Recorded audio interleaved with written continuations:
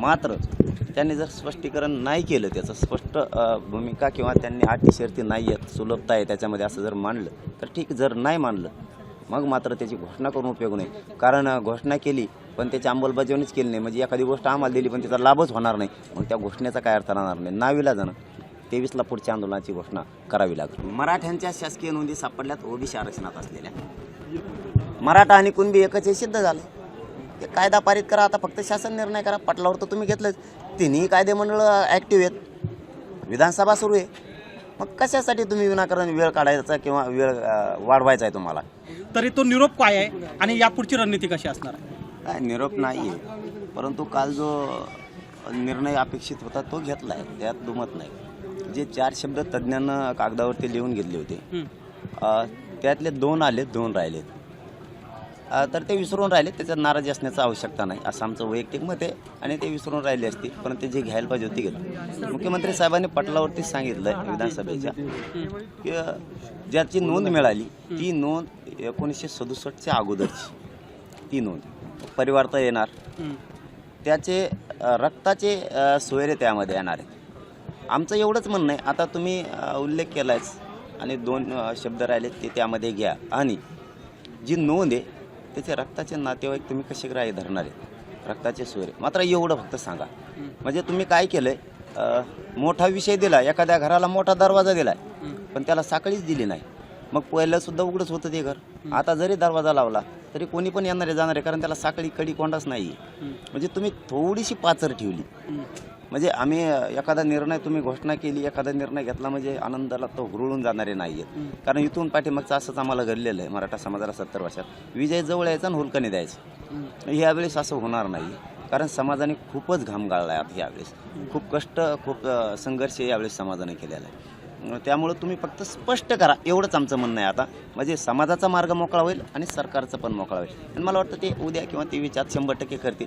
पुढच्या आंदोलनाची घोषणा करायची वेळ येणार नाही. मात्र त्यांनी जर स्पष्टीकरण नाही केलं, त्याचं स्पष्ट भूमिका किंवा त्यांनी अटी शर्ती नाही आहेत, सुलभता आहे त्याच्यामध्ये असं जर मानलं तर ठीक, जर नाही मानलं मग मात्र त्याची घोषणा करून उपयोग नाही. कारण घोषणा केली पण त्याची अंमलबजावणीच केली नाही, म्हणजे एखादी गोष्ट आम्हाला दिली पण त्याचा लाभच होणार नाही, मग त्या घोषणेचा काय अर्थ राहणार नाही. नाविलाजानं 23ला पुढच्या आंदोलनाची घोषणा करावी लागेल. पण आपण ज्या नोंदीचा कायम उल्लेख करताय त्याच्यामध्ये आणि सरकारकडे असलेल्या कुणबी नोंदीमध्ये काही फरक जाणवतोय का? आपण 54 लाखाचा आकडा दिला होता. काय फरक नाही, एकच आहे. 54 लाखाचाच आकडा आहे, त्यात काय दुमत नाही आहे.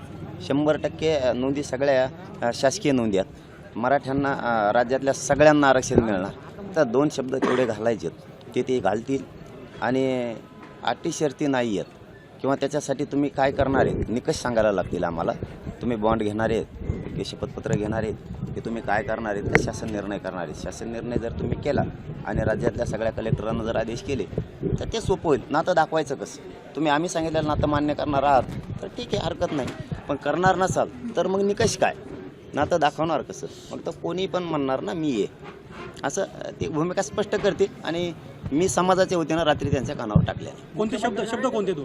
ते 23ला सांगावे लागतील. मुख्यमंत्र्यांनी फेब्रुवारीपर्यंत वेळ मागितलाय, तुम्ही त्याच्यावर सहमत आहात? सरसकटवरची हो, आताही ठाम राहणार आहे. त्याशिवाय आंदोलन थांबणार नाही, हे मायबाप समाजाला शब्द दिलेला आहे, तो मी पाळणार आहे.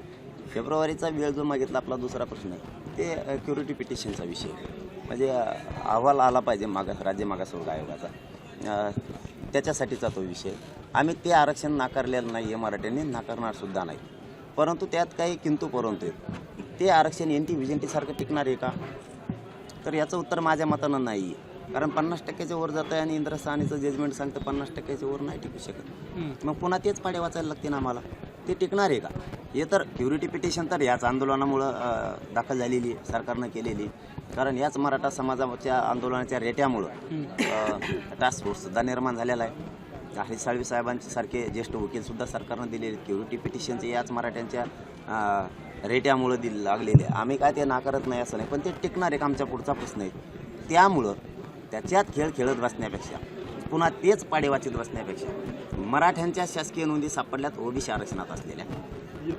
मराठा आणि कुणबी एकच हे सिद्ध झालं. ते कायदा पारित करा, आता फक्त शासन निर्णय करा. पटलावर तर तुम्ही घेतलंच. तिन्ही कायदेमंडळ ॲक्टिव्ह आहेत, विधानसभा सुरू आहे, मग कशासाठी तुम्ही विनाकारण वेळ काढायचा किंवा वेळ वाढवायचा आहे तुम्हाला? तिथं मागणी आमची नाहीच आहे, परंतु सांगितलं ना मग की ते टिकणार आहे का NT VJNT सारखं का पुन्हा आम्हाला हुलकावूनच देणार आहे. त्यापेक्षा नोंदी सापडल्या मराठा आणि कुणबी एक आहेत, महाराष्ट्रातल्या सगळ्या मराठ्यांना आरक्षण द्या. बाळासाहेब सराटे जे की तुमच्यासोबत जे असतात त्यांनी असा दावा केला आहे की जे आरक्षण घेत आहेत कुणबी आरक्षण जे घेत आहेत त्यांचे सरकार जे आहे ते नोंदी सुविधेचे इकडे आकडा फुटून सांगते. सगळ्याला सगळं माहिती. परळीमध्ये एकही कुणबीची नोंद सापडली नाही. नेमकं काय आहे तिथं तहसील आता बीडमध्ये सापडले, परळीमध्ये एक पण नाही. मी हे प्रश्न परवासुद्धा सरकारला सांगितला आहे की असे बरेच तालुके आहेत. याच्या अगोदर गेवराईसुद्धा होता, हाच तालुकासुद्धा होता, निरंक म्हणून अहवाल दिला होता, नंतर इथं सापडल्या. काही अधिकारी जाणून बुजून जातीवाद करतायत, त्यांना कामावून कमी केलं पाहिजे आणि तिथं पुन्हा नोंदी शोधल्या पाहिजेत हे सांगितलं आहे. म्हणून पुन्हा शिंदे समिती काम सुरू करणार आहे. मुंबईला मोर्चा जाणार आहे का, आणि जर जाणार असेल तर त्यावर तुमचं काय मत आहे? त्याने कुठं ठरलं आहे, मराठ्याने ठरवलंच नाही जायचं मग. पण आम्ही का जाऊ नये का मुंबई बघायला कशी आहे काय, असं का बंद नाही का आमचीच मुंबई, आम्हाला बघू नये की इमान कसं असतं का कसं असतं. नाही आम्ही ठरेल नाही, समाजाला जायचंच नाही आहे कुठंच, समाज ठरवणार आहे. पण का जाऊ नये बाबा मुंबईला, आम्ही सगळे दुनिया येते तिथून, आम्हाला का बघायचं नाही कधी.